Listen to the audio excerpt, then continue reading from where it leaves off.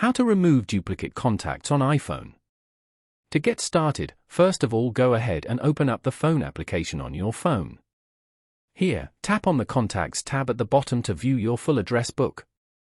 Then scroll through your list to find the duplicate entries you want to remove.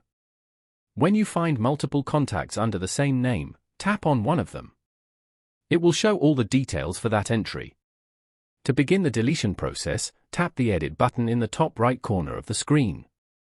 This puts the contact card into an editable mode.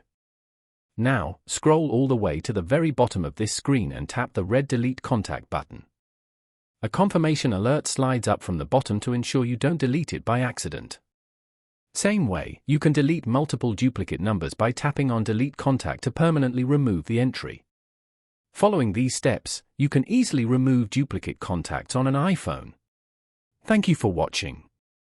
Please leave a like if this tutorial helped you, or leave a comment below if you have any questions related to the video.